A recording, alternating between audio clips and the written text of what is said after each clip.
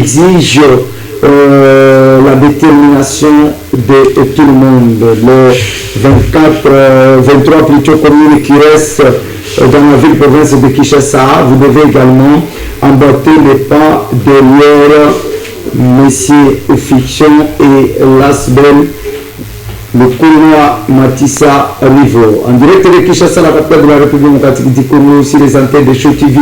Bande Kodata, Lindo, TPB, Malam, Namanaka, Mkolomalo, Parlons Congo, Oyali Koleka, na ba antenne ya Show TV. Numéro Zalina, c'est ya Etanduike, Bokobenga, Bokokoma, et Kosala Bisso Honor. Merci na Baïban, Sobazwani, na Brazzaville. Merci pour l'appel, merci surtout pour la détermination et intervention. Et aussi tous les Congolais qui se trouvent dans toutes les 26 provinces qui composent la République démocratique du Congo.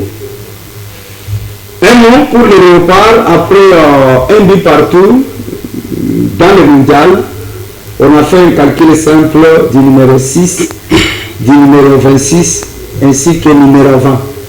Le numéro 6 donne place au numéro 26 et le numéro 20 marque le but. Pour célébrer le 52 ans après notre échappement au mondial, mais avec la détermination de nos léopards, nous savons que la victoire sera de nos côtés. Le pouvoir parle du changement ou révision de la Constitution. L'opposition dit non à toute réforme constitutionnelle et du dialogue inclusif. Qu'en est-il des élections en 2028? La séparation du pouvoir institutionnel, Daniel Bumba gère la ville-province de Kinshasa et Jean-Pierre Kassomo-Kabouik gère l'assainissement de la dite, selon le chef de l'État Félix Tshisekedi. Entre les deux qui engagent la province et ils sont redevables à qui? Voilà, ça c'est bien.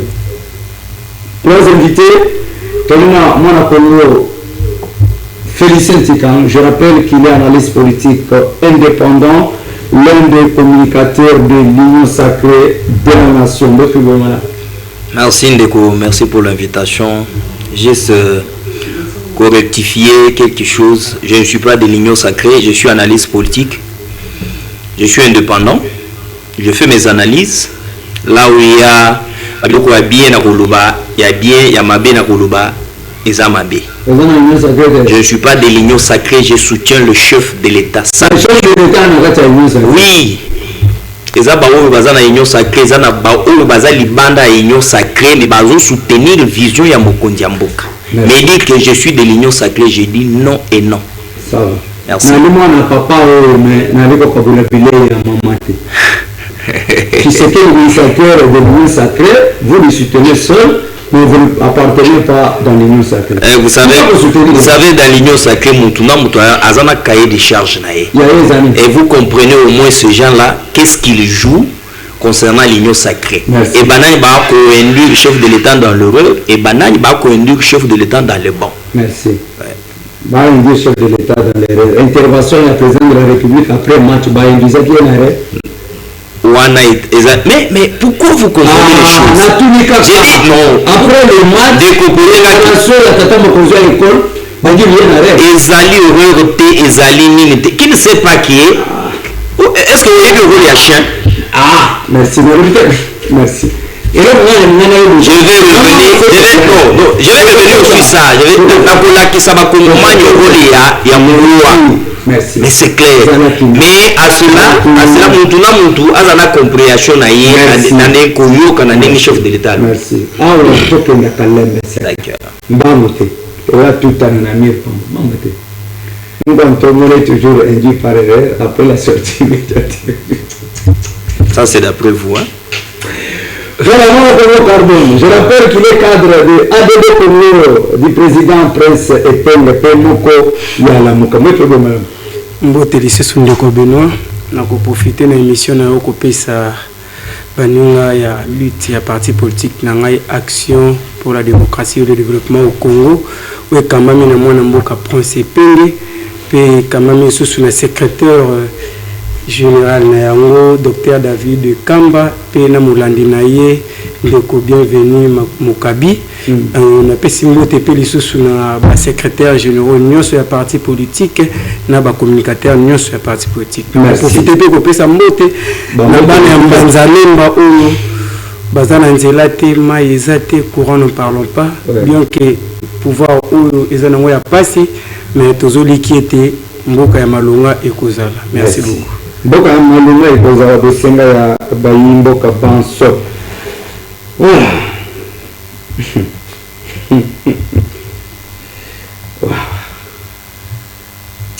On a commencé vice Milton. Votre nom là. Mbote journaliste Mopanzi Sango. Nazali président national. Je m'appelle Clovis Mutombo Champata Hussein. Nazali président national. Il y a dynamique des Congolais conscients pour le développement. Nazali Lisusu, assistant de recherche à l'université de Kinshasa, principalement dans la faculté des sciences sociales, administratives et politiques, dans son département des sciences des relations internationales. Ensuite, je suis membre du collectif des communicateurs de la République. On a profité na ngonga oyo na etando oyo. On a pesa mbote na bakongomani banso bisika bazali ya AOP ya Libanda. Na pesa pe mbote na ba FRDC na ba wazalendo oyo bazali ko bundisa banguna bambwa na lolenge te ba FRDC na ba wazalendo oyo bazali ko benga na bambwa oyo na lobby ba FRDC na biso na ba wazalendo bazali ko benga na bambwa oyo bazali na mabele na biso bazali ko bundisa biso ko violer ba maman qui de 30 ans. Moi ezali une qualification par rapport na acte ya mutu.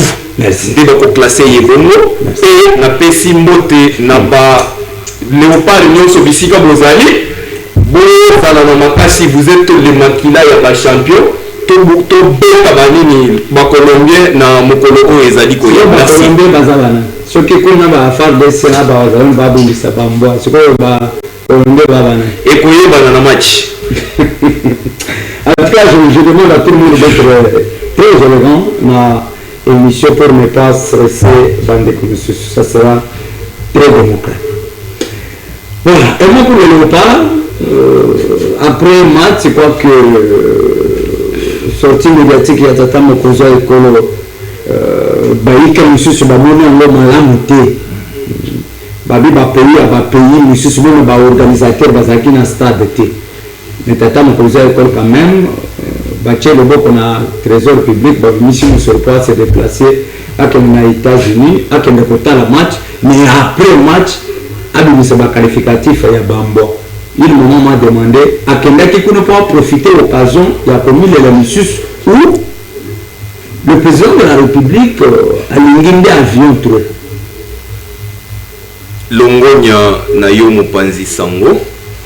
Na banzi ete tozali na chaîne oyo ezali kopanza sango ya Nzambe na kokota na Mozindo. Je vais répondre à cette question na 3 temps. Ya liboso tozali nazo tanga Matthieu chapitre 7 à 8. Église bandia Nzambe. Ne donnez pas les choses saintes aux chiens. Et ne jetez pas vos perles devant les cochons, des perles qu'ils ne piétinent et qu'ils ne se tournent pour vous déchirer. Alobi ezali Matthieu chapitre 7 verset 6 à 8.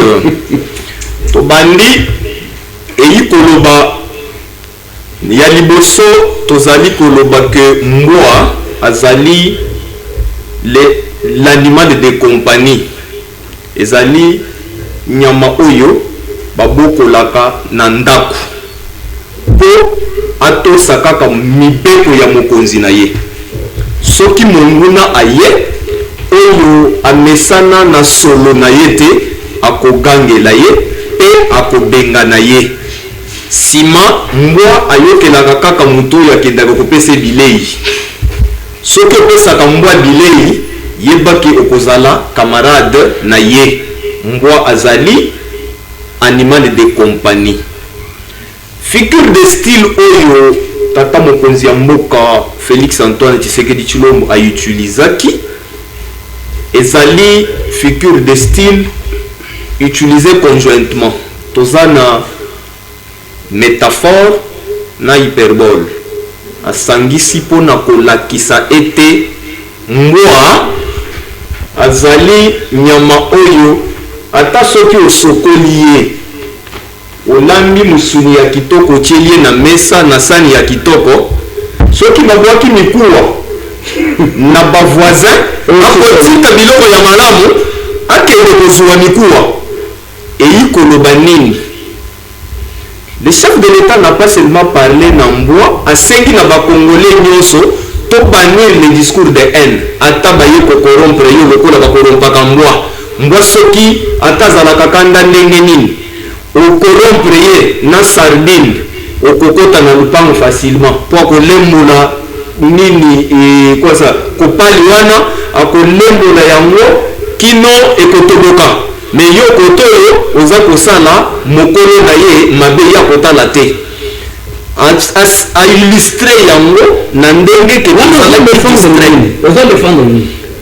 ko défendre naza ko expliquer maye oyo chef de l'État alobaki na alobi tozalaki justin tangu banguna bazali koya ezalaki nde faiblesse na biso po tolobaki tangu tozali ko combattre dictature ya Mobutu tolobaki ata soki mbwa aye po gouverner biso tokondima po tolongola nano Mobutu oyo na dictature na ye na yango oyo bayaki ya AFDEL oyo bayaki bazalaki ba Rwandais tangu bayaki mbwa azali mutu oyo azali o respecter rang na ye nalobi atangi kombo mbwa na discours na ye. Est-ce que après le match un but partout le peuple congolais s'attendait aux déclarations du président de la République? Chef de l'État tata mokonzi wa ekolo na lolenge na ye momesano na ye azalaka à chaque fois même soki match ezobetama awa okati ya mboka alandaka bandeko na biso pour les encourager même na vestiaire. Merci. Ezali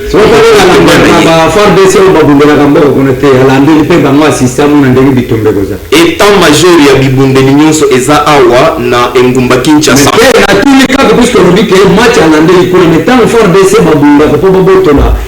Pourquoi akendaka ko assister ko tata mokonzi ya école puisque azasima ya Léopard accompagné pe ba FARDC de peur que tango ba ko bunda assister comment de ça c'est bien que ko ta kana mingi te état major ekozala na Goma inchallah. Merci. Yes yaka mokilo et comme on a monsieur yaka mokilo na Congo.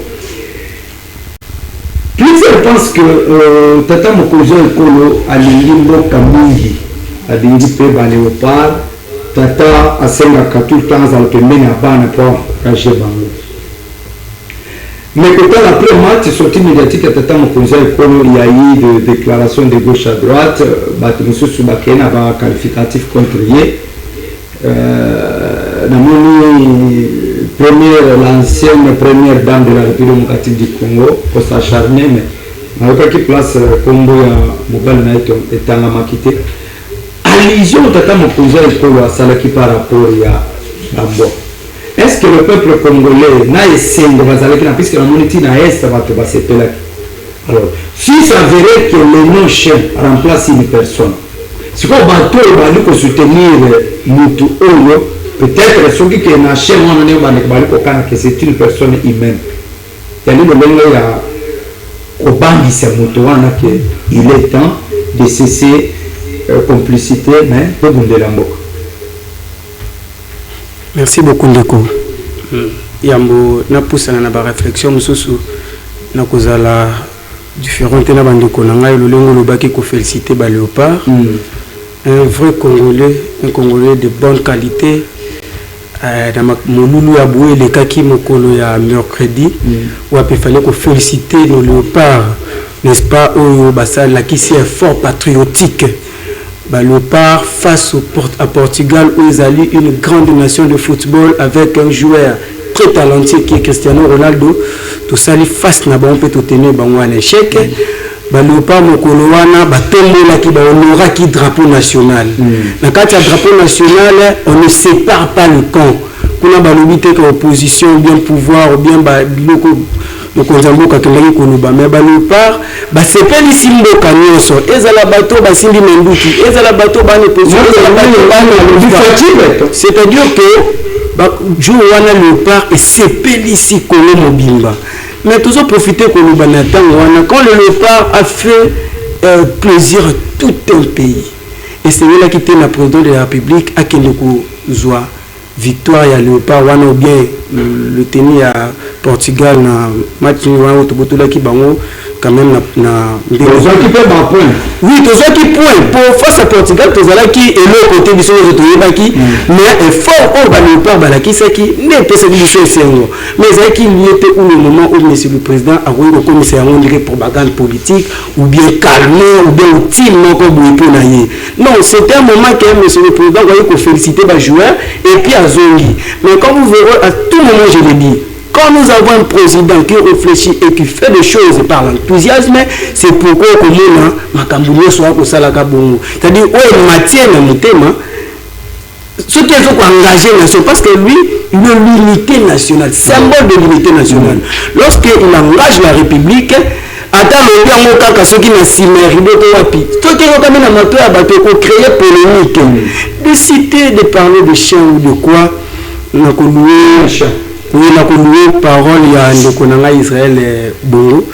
Donc le lobby était ceux qui va traiter Joseph Kabila le Colombois. Joseph Kabila qui va le intervention. Donc la intervention en bateau, qui peut personnaliser déjà, petit déjà combo qu'on nomme chien wana combo naé. Mais si il y a des chiens dans notre pays, moi je dirais que il y a des chiens oyo bazali pona kubatela mboka baza kubatela bandaku ya bato moni ndeko assistant lobaki awa ba chien bazali ba animal moko ya compagnie tchaka ba ona bandaku pona ku barricade na mungu to moyibi akota na mpote c'est que zana ba mbwa mususu o baza kubatela ndaku ya Congo pona ba étranger ba kotate to moyibi akota te nzo eza pona ba mbwa mususu ou bien ba chasseur le chasseur maintenant oyo baza bouillant baza kotika ndaku na tinete ba miyibi pe ba kota bien que chien azobatela ndaku moyibi akota te mais zala ba chasseur mususu ba kotika ndaku na tinete moyibi pe akota c'est-à-dire c'était pas le moment d'aller dans des paroles où koluka kozwa match ya football c'est ce qui ba congolais nyonso kocha yango sous forme na ba carrément ou bien utile à propagande politique. C'était le moment d'encourager nos frères de l'OPA pour que nous connaissions les sous sur Malamou. Nous avons dénoncé le coup. Ah, on a dit que c'est na match au l'OPA basali biso contre Portugal. Mais nous avons dénoncé manque de vision du gouvernement congolais pour le sport national. C'est-à-dire, bango batali kaka lolenge Léopard asepeli sibiso soko tali na ba joueur nyonso ba beto Léopard baza ba joueur baza formé libanda mboka oui ça aussi c'est kati wana ba loko na biso baza te pourquoi ba loko ba se présenter te c'est parce que le championnat national eza boycotté baba la kisi yango mais fait partie moni tango non, mon état qui a IGF. Tout ce qui fait la ligne de le chef de l'État. Même le gouvernement a besoin d'accompagner la vision de l'État. C'est-à-dire que pour le peuple, c'est aussi tu peux gagner pour le progrès de la République. Mais Boudin Wazoka tel à million à Kabana Barcelone, à Kabina Monaco. Et fort encore, Barcelone a Tchakabisoka qui a tenu d'entraînement.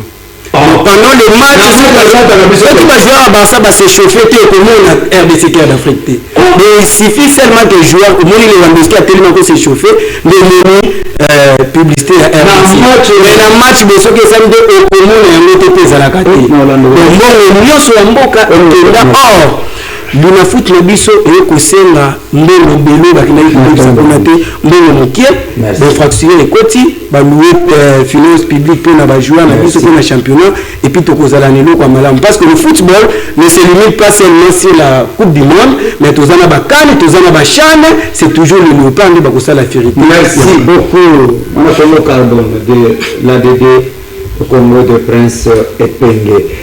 Mwana Congo Félicien, je suis le président de ceux qui m'ont élu et ceux qui ne m'ont pas élu.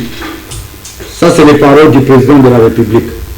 Est-ce que sorti la Tata Mokozo École après égalité à vie dans les États-Unis par les léopards et pendant que ils à l'opposition pouvoir, ils sont qui Sima, il y a un léopard.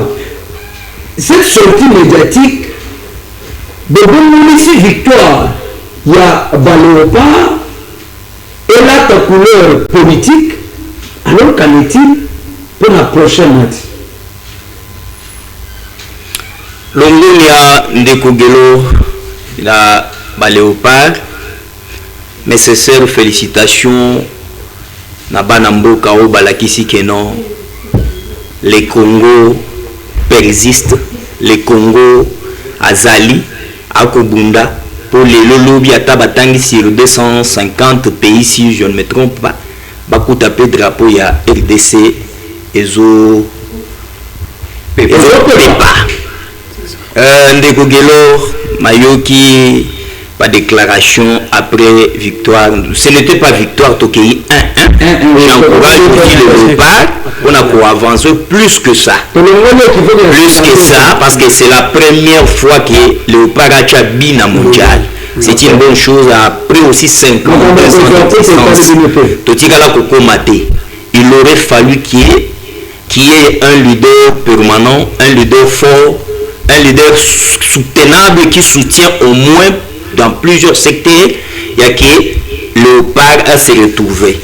Parce que vous êtes sans ignorer que Namboka Oyo, peu importe, on nous parle de chiens, mais vous ne comprenez pas pourquoi on a parlé de chiens. Vous êtes sans ignorer que Tshisekedi Aye Namboka Akuti, nous étions sous embargo. Tobanda Kosomba ata gilet te ya arme.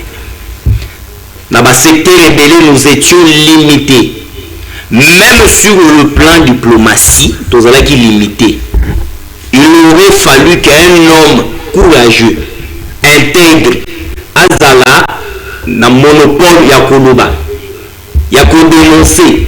Personne ne savait que l'agresseur principal c'était Kingani. Personne ne le savait. Mais tout le monde disait seulement nous sommes agressés. C'est par là où le politique profitait de lier pour pas sucer mon solo, il y a RDC. Ngai, concernant match à Léopard, je tiens toujours à féliciter l'équipe technique, entraîneur, Basuka Wanate, Basala plus que Wana, pour tout avancer, tout comme a P2 Copa, il y a mondial, tout y a Nango, na RDC pour le coup, il y a RDC et Mata, et en plus, Baba de la RDC partout où ils iront. N'importe qui va propos il y a chien. Mais Bandeko Nanga Nayoki propos il y a chien. Tant on a otala nanu parce que ngana fani pe na mboa. Mboa na nenga zawana ayoki la. Oui. Mboa na nenga zawana ayoki la kaka kuro na ye. Ayoki la mutu mususte. Ou bien au pessier pour soit allié à goûter à yoki bien. C'est-à-dire quoi? Le chef de l'État est allé très loin pour dire quoi? Abandi Nanou, deuxième république, troisième république, Alobi Ndengenine, Alobi, le pays a été, Namaboko Yabatu, Obayaki pour imposer Bissou Moutou Mokobouye. Ouais, Je vous donne un exemple, il y a embargo. Nous étions sous embargo. Il aurait fallu que Tshisekedi soit là pour embargo et l'ombre. Babiloko ebele salemi na mboko oyo ndeko inacceptable. Inacceptable, il aurait toujours fallu que Tshisekedi azala pas de nos makambo nyonso. Tala Kagame na nenga banda kokende na makambo. Tshisekedi aye apesi à lobby yakato solola. Bakutani na plusieurs fois. Mais il a compris que non, le vrai agresseur de la République démocratique du Congo c'est Kagame. En dehors de Kagame, maintenant Kagame utilise ses acolytes. Bakolytes Wazanani, Kabila et les autres. Or à l'époque Kabila fut président de la République. Même si vous fouillez, même si vous partez au Golo, cité Kombote, non, le chef de l'État a dû billet. Imposa Kibiso Mboua. Mboua na Bango, mais je citais le nom, c'est Joseph Kabila. Le partenaire privilégié. Je dis bien c'est Joseph Kabila. Kabila n'avait pas écouté. Kabila n'avait pas un mot à dire. Oui, être sérieux, c'est-à-dire quoi? Il a cédé le pouvoir dans la facilité. Na stylo, na bic, na stylo, na papier. Sans infusion du sang. À libérer pouvoir bonnement. C'est une bonne chose. On le félicite parce que Moko il y a été. Et puis, vous êtes journaliste des investigations, oui, bien. Jusque-là, origine, la nationalité de Joseph Kabila est toujours thèse jusqu'à maintenant. Merci. Vous comprenez et vous savez. Merci. Pourquoi je dis ça? Quand Tata Mokonzi a levé Bongo, ayebi pourquoi? L'homme le mieux informé dans la République démocratique du Congo, on a une information claire, nette. C'est Félix Antoine Tshisekedi. En tant que président de la République, il est le président de tout le monde. Que ce soit Joseph Kabila, Corneille Nangaa, Martin Fayulu. Est-ce qu'il est important, en tant que président rassembleur, à tenir plutôt après match au Batunios Bataki Naïsem? Ndeko Nangai, Congolais Azakaka ou Azana République démocratique du Congo. Congolais la diaspora. Tata Mokonzi en face il y a diaspora, il doit s'exprimer parce que ça fait longtemps. S'il vous plaît. Même ma publication à Moutou bien, parole à Moutou Batala Kanal contexte nini à l'obéli yango. Nous étions par terre. Dans ma secteur, nous étions par terre. Merci. Il aurait fallu qu'aujourd'hui, nous appliquions au moins méthode yake, les lots, comme on a dit sur le mondial, les lots, le paracha au moins, bia liboso. Merci. Pourquoi? Imposa qui dit son mboua. Merci. Moi qui ne réfléchissais même pas, qui ne réalisait même pas, n'a fait exemple, Tata Mokonzi, aye na pouvoir à coucher embargo. Merci. Et bien, il va critiquer. Mais nous étions sous embargo. N'a fait aucun exemple, moko typique, où il y a embargo. Kabila est parti, Atikel Bisso embargo. Merci. Merci Félicien. Je ne veux pas rentrer dans ma considération, il y a Bambo, ainsi de suite. Ce que je peux demander au président de la République, Sangisa Kabana Mboka. D'ailleurs, nous Sangisi, Bartis Nabiso, Osengi na Jibe, Wera, Seleo, Nabande Komusu, Suba Sangana. Ce qui que na place, ok, peut-être Makambo, Kéina Ngoy, Bissereni, soit il y a Koye Bissana Djidje, Boudjimbouli, Nafut et Koufi. C'était très important parce que le contexte est là qu'il est à football. Et aussi, il y a Penatata, mon président écolo, tout l'an de la 4 avant président Aloba, et c'est lui, Belande, la Boyeba, qui est Tata, mon président écolo, à Kobe Bissani. Puisque parole de Félix Antoine Tshisekedi en tant que président de la République, et c'est lui, Malobanaye, et Zalaya Kosangisa. Ce qui sortit médiatique à président est commis. Intervention à Moutono à le Baboye, donc Kozala Malam, TP, démocratie, la liberté d'expression, l'état des droits et Kozoa ici Kati. Et sur ce, je demande au président de la République d'être très démocrate. Qu'on a des déclarations peut-être Moussoussou, ils ont fait une sécurité Kozala Malam, plusieurs. J'ai vu la sortie médiatique, il y a Evariste Bouchab. Koloba Kebato Bazoki Mitema puisque sorti à président et le Béli Bamboa, mais Batou, eux, Bakofi, na est qu'on a bazar et belé. Pourquoi lier ça à ce qui se passe à l'Est? Je suis désolé de citer les noms, mais Bino Baïbali na pouvoir, Baïbali na opposition, Baïbali na société civile, Baïglise, et surtout Bakambi, leader d'opinion, avant Koloba, et Sengel Tobalola le lembo cette fois, de peur que ici qui s'amite Maya Oina nous suscite. J'appelle à la paix, de peur que Makamama Kenda Malam, quoi qu'on ne peut pas être d'accord pour la bande qu'on a vu sur le Kokofa, on appelle tout le monde à la cohésion nationale, on appelle tout le monde à l'unité, on appelle tout le monde au respect mutuel. En tout cas, et pour ça que Congo a vu sur et qu'il y a des blessures. Moi, je Clovis Mutombo. Pour voir dans de la révision ou du changement de la Constitution, l'opposition congolaise dit non, mais privilège quand même le dialogue. Qu'en est-il des élections en 2028? Matondo. Vous avez 3 minutes, c'est un peu ça là. Matondo Mingi Panzi Sango, alias procureur. Matondo Mingi. Ba Tobo ya kokotisa bakongomani dans une confusion. Mutu oyo azali na mpifo pouvoir ya kotalisa nini ekoleka okati ya mboka par rapport na ba directive na vision na ye ezali mokonzi ya ekolo Tata Félix Antoine Tshisekedi Tshilombo. Na adresse na ye, na point de presse na ye, ya le 6 mai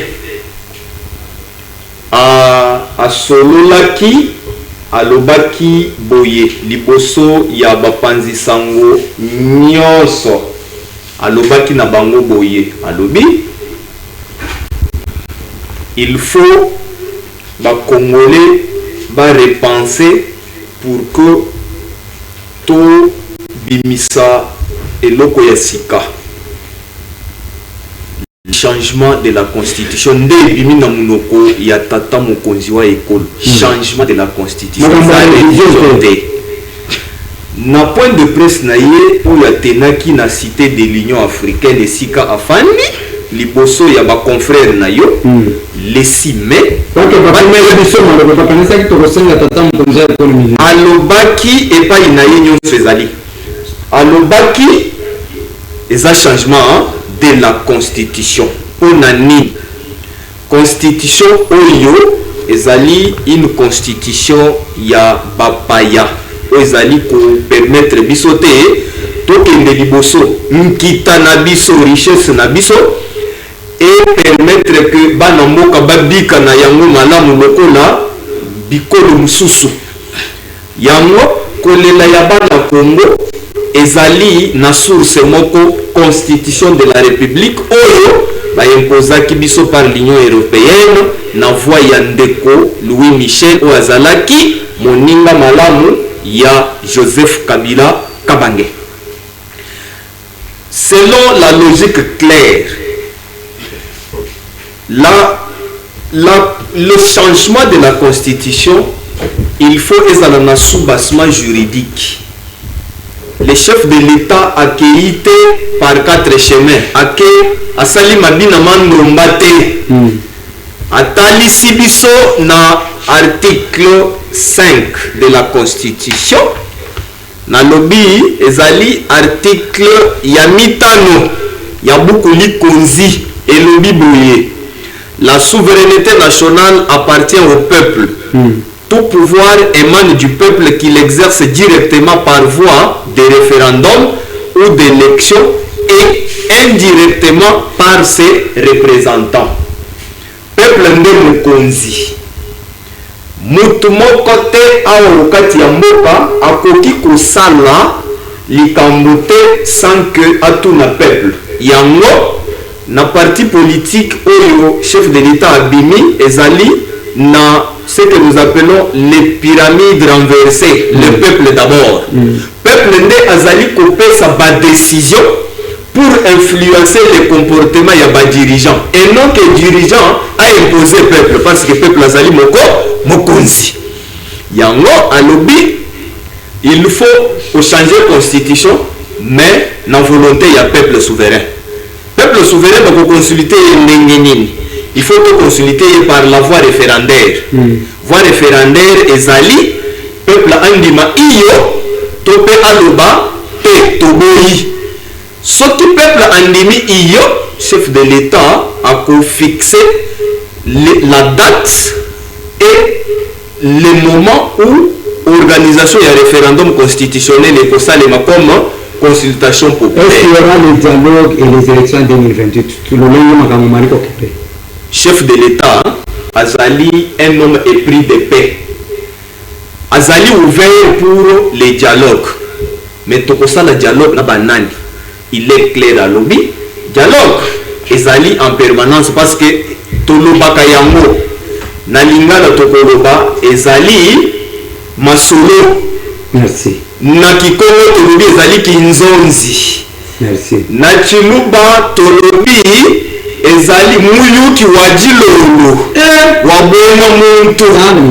Alors na Swahili tolobaka kanyuma batu bakokutana basololi dans la famille bazwi bikateli ya kopesa baoyo mosusu bazwa badécision pour bapesa bamosusu pour que société etambola malamu nyamu ezala te.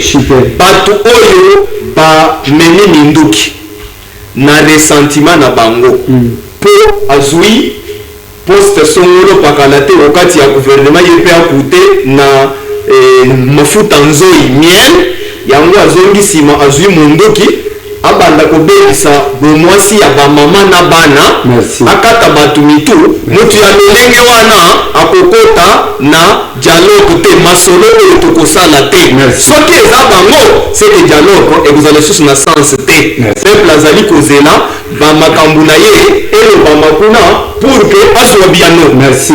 Monakono, est-ce que on peut espérer que Tata Mokonzo école au-delà il y a autant comme on a terrain na mikoleti kale photo comme on a 2028 donc élection et cause à la possible. Merci beaucoup mon Mboka Benoît. Yambona les canaux salamon. Ndeko Félicien a évoqué à Walobi le mieux informé de la République, c'est Monsieur le Président. C'est Ndeko Tshilombo. Mais lors de sa sortie médiatique à Kenatop Congo, on lui pose la question du RAM. Alobi n'a évité. Combien ton salaire n'a évité? Toutes les questions dans la conférence de presse devant les journalistes. On ne va qui sont que comme président, policier, nous soit content de Moutuka. Il n'y a aucune réponse. On va qui bon, il y a la vidéo. C'est-à-dire la personne qui est mieux informée de la République, Makambobela et Baraté. A évoqué ça, Kobo, ça n'est pas que même Clovis, on dit que la distraction. Moi, je suis à la distraction, ça n'a qu'à mingi. Non, je ne parle pas que non, je ne parle pas des présidents, mais j'évoque une réflexion de M. Clovis qui a dit que le problème est nous appeler de sortir dans une distraction pour que ça n'a qu'à m'acambouter. En ce qui nous avons compris, c'est qu'à ça trop distraire. Donc, Félicien le but du sous ok. Quand M. Félix, c'est qu'il a commis président Mboka, a coûté Mboka na Bambargo. M. Kobo, ça n'appelle que le président de la République Félix Seketa Makoti Namboka a coûté aucune dette extérieure. Tout ça qui n'a noté les bandes. Donc Félix Seketa Makoti président Namboka a coûté 145 territoires. Donc Félix Seketa Makoti président Namboka a coûté armée na biso zala ki 8e en Afrique. Siko toza wapi. Où sommes-nous? Bien que Bambango ezalaki. Mais vous avez komona que 145 territoires ezali à Silisi guerre ya Est en 2014, si M. Félix Sekeda le président Mboko a coûté Mboka na guerre. Tout ça qui élection. Mais le troupe rebelle ça date de longtemps. Ezalaki. Mais on a que bas 8 territoires mon quoi en otage ce qui ezalaki. Tous les 145 territoires ezalaki contrôlés par l'administration nationale. Bon, question de changement de constitution ezako kota peuple na distraction. Gouvernement azalakana ba urgence n'a pas nécessité. Il faut maintenant se poser des questions. Quelles sont les urgences et quelles sont les nécessités? On dit qu'il y a une Oyo, na Ituri, na Nord Kivu, na Sud Kivu, ba ADF, ba ko bomba ba paisible citoyen. Est-ce qu'on dit que le Nord Kivu, le Sud Kivu, épidémie de rezali na mioti okuna? À part que le Congolais va kufa nzala, baza dispersé en interne, ba koti bazamba, à part que ba ADF na ba nguni mboka bananga ba ko bundisa Congo, malade mususu ekoti kuna. Est-ce que donc ça parmi ba urgence c'était mboka pour na kusala face na bandi kona biso à est. Na place ya ko détourner peuple na distraction pour que tout que le changement constitutionnel. Est-ce que c'est important? Est-ce que le moment est propice pour changer la constitution? Et puis quand on change la constitution, c'est-à-dire on coupe de 3e république pour entrer au 4e république, effacer tout. Merci. Dans cette constitution. Est-ce que c'est quelque chose qui est de l'importance pour amener le peuple congolais aujourd'hui d'assumer des responsabilités et à côté le besoin peuple a souffrir le nôtre. Il y avait des urgences pour le gouvernement ici. On peut s'appeler courant, on peut s'appeler sécurité à Moka. On peut s'appeler maï, peut cotisa na ba panier ménagère, ba biloko au peuple sengeli ko la social ya mboka. Et ça qui a changé la constitution. Il pour le dialogue, c'est quelque chose qu'on peut dire c'est incontournable. Donc on dit qu'on contourner en côté, bien que les gens ne pensent que ce qui est auquel le dialogue, ils apprennent à partager le pouvoir. Non, il y a ezana makambo esengeli biso toluba na kati ya dialogue wana liboso ezali kobongisa élection ya malamu kopesa na semi indépendance na ye total pour organiser d'élection ya malamu kolokoya eza kaka te kokende kokabula pouvoir to kokota na scène moko bote c'est kobongisa makambo etali mboka na biso mikolo ekoya. Le président de la République a dit ça lors de sa sortie médiatique a dit et le président de Bakina Sepela qui m'a dit j'applaudissais même pour le président de la République. Quand il a dit, il y a une différence entre un homme d'État et un acteur politique. Donc Félix est donc un homme d'État qui pense à léguer un pays, à un futur. Bapesa na ba o bakuya mboka ya malonga. Et le coup, nous avons qui mais les politiques, ils ont future élection. Mais le nom de Félix, c'est que dit, même ceux qui ont dit je vous jure, la loi de la matière existe.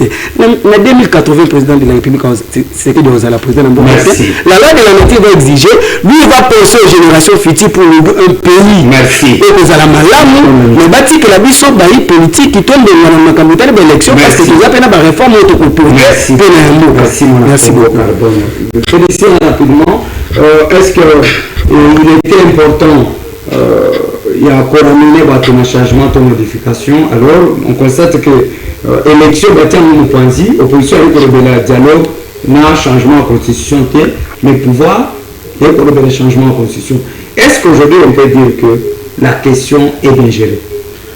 Merci de Guélor, de Konangaï, à Dédé Congo, à confondre T, parce que Balobaka.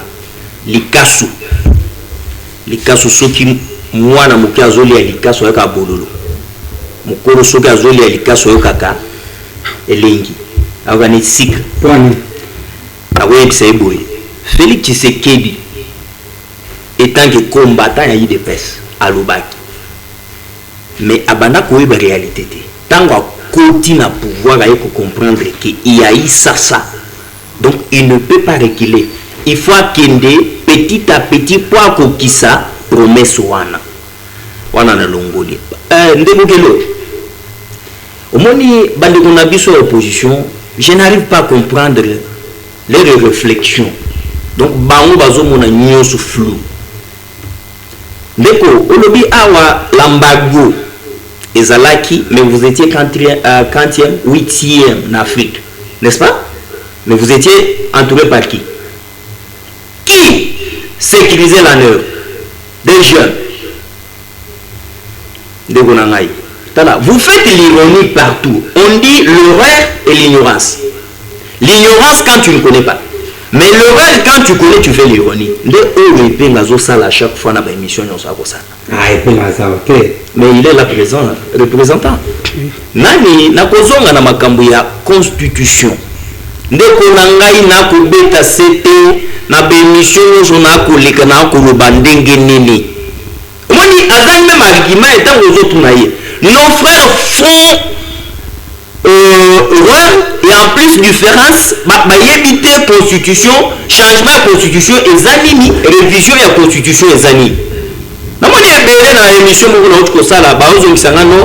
dans l'article 219, en cas de siège, état de guerre, tout, on ne peut pas passer à la révision de la constitution. Biso tozakunate, et ça m'a révision de la constitution. Nous, on parle du changement de la constitution. Constitution dit que constitution, il y a des belligérants. Les Congolais, partout, à chaque fois. Je suis économiste de formation, je suis sa place, constitution et les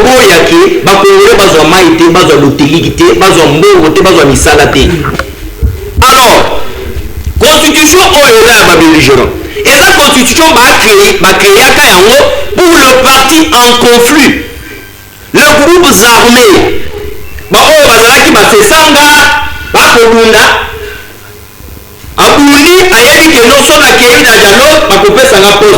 jusqu'à maintenant. Nulle part n'a pas cette constitution et ça a qui s'engage et si ceux qui congolais Akeya Simi Mandoki, parce que nous avons n'est jamais trahi le Congo. Akeya Simi Mandoki, abomi ba Congolais quelque part, na Est, na Ouest, partout, na République. Congolais wana, en cas de dialogue, a passé à l'écart de l'institution mon côté. Constitution en gros, j'ai mis aussi $20. ala kisanga place wana yake rebelle ake ya bori ba Congolais et ya moté papa zela j'ai cherché même que le chef na yeye pourquoi zala to sala débat sur la constitution na le biboye ala kisanga constitution na le biboye mo palisa na le biboye ba Congolais bo kolanda ngai ala kisanga na constitution oyo ba lobi Congolais soka qui a signé Mandoki a bomi ba Congolais parce que nous avons déjà n'est jamais trahi le Congo. Ce qui a bomi ba Congolais aya kota na ata l'institution mon côté. Alors qu'est-ce que je remarque aujourd'hui dans la constitution constitution est un pays congolais ndingisa ya akeda pour ba Congolais ba ninga na ye aya asenga dialogue après dialogue pour pas passer l'institution pour diriger. Donc biso nyonso nga na yo na PSP no totima mandoki toke lokoboma après toi kosenga dialogue. Merci. La nécessité de travail. Il a parlé ici, il parle de dialogue. Ce n'est pas constitutionnel. Dialogue est pas constitutionnel. Nini constitution yango.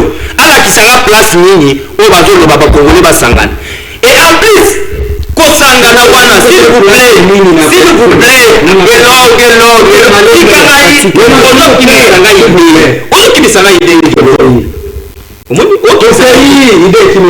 kaka na constitution nulle part oyo balobi soki tosangani après to partager gâteau nulle part balakisi awa nulle part alors Martin Fayulu Denis Sesanga Jean-Marc Kaboun Denis Sesanga non je m'excuse va comprendre le comment que Étienne Tshisekedi dès son vivant à Lubaki mukolo na kozala ou bien IDPS ou bien majorité oyangai ba kozala na pouvoir ba ko changer constitution.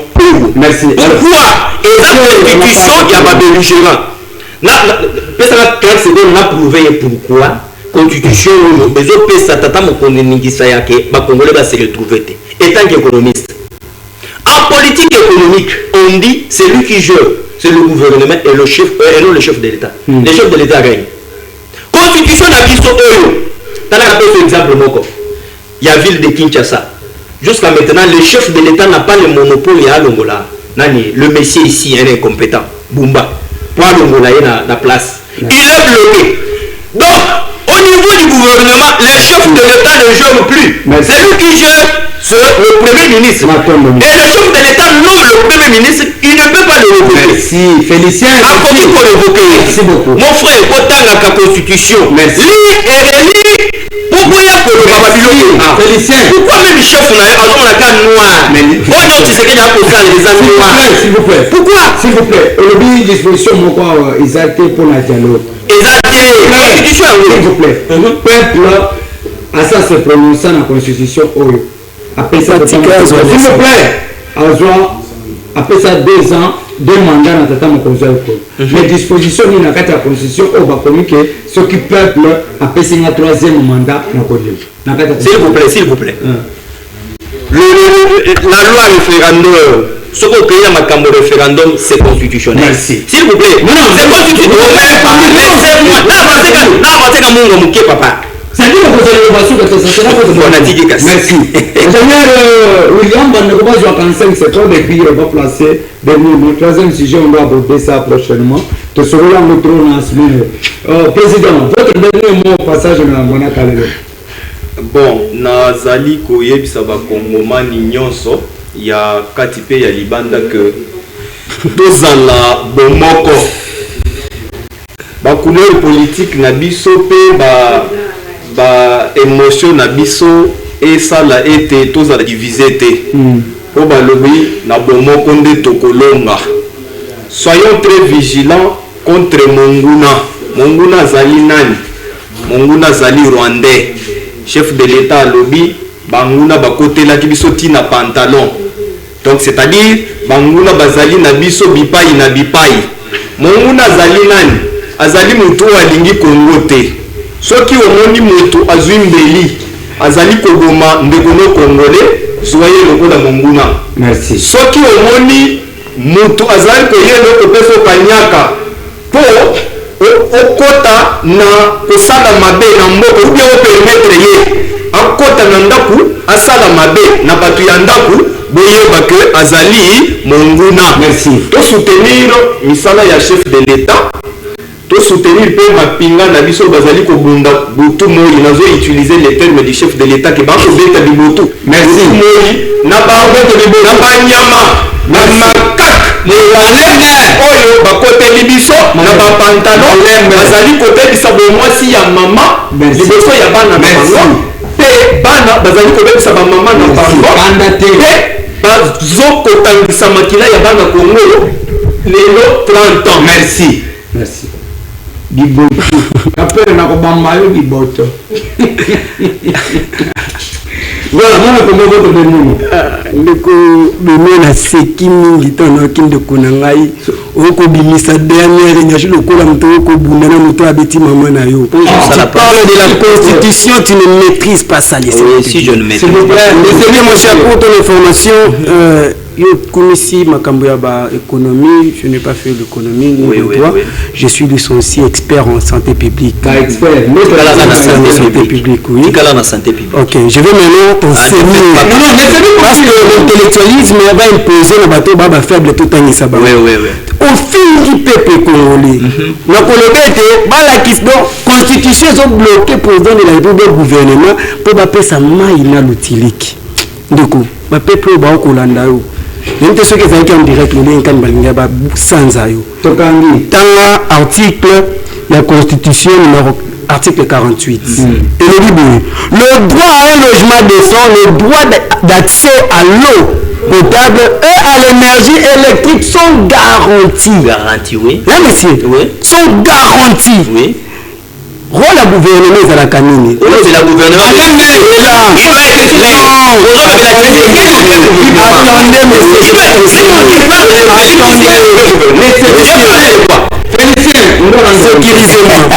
Je vais t'enseigner. Le droit administratif, nous avons un pouvoir administratif, nous avons un pouvoir législatif, nous avons un pouvoir exécutif et puis judiciaire national. Nous avons vu tous les pouvoirs omnibalés. L'Assemblée nationale, là c'est le bac qu'on vote pour élaborer. Gouvernement, elle, et le président de la République étant qu'une institution. Bango bazo les exécutifs de ce qui a été voté par les deux chambres. Vous comprenez? Ce n'est pas pour rien que le président Azo nommé premier ministre. On ne peut pas mettre le président dessus de tout. Merci. Pardon, on a cité.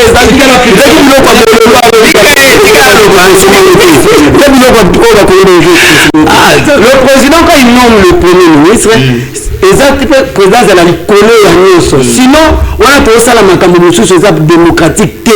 C'est pourquoi il y a le gouvernement qui accompagne la vision du chef de l'État. La vision du chef de l'État les accompagnés par le texte. Il y a nous n'avons pas de problème de texte, c'est le problème de lieu. Vous comprenez que dans la Constitution, qu'on garantit le peuple dans maï pe na utiliki. Au conseil de la Constitution, l'article 36, c'est là dans l'article 36, mais c'est pardon, c'est là tout le souci. Il fallait t'expliquer pour problème côté le droit de travail. Azana droit ya kosala musala. Ça fait partie de bonne gouvernance. Merci. Bato bazo gouverner mboka bien. Ici il y a la constitution parce que la constitution a bel et bien prescrit tous ces articles. Il suffit de respecter de lire. Merci. Peut-être presse pas une botte. Voilà, c'est ma constitution de la loi. Asanza ki makila na session na bino. Pesa yombo. Bon yambo yebandeli nanga na ba préambule na pesa ki bango so. Merci. Sika wape na kosukisa na kosukisa pona na kosukisa pona kobenga ba le pelikola le 8 juillet to bengi peuple congolais nyonso ce n'est pas pour rien bazami papa nazaki sur place na mona ki bakuze blessé même j'étais blessé le jour là le 12 nazoko le bakabani bakufa ki bazoka kabula bango na bulimba ba ko bunda komba ya solo le 8 biso to kutana pona ko sala face à ce pouvoir de la tyrannie. Merci. C'est quoi la tyrannie?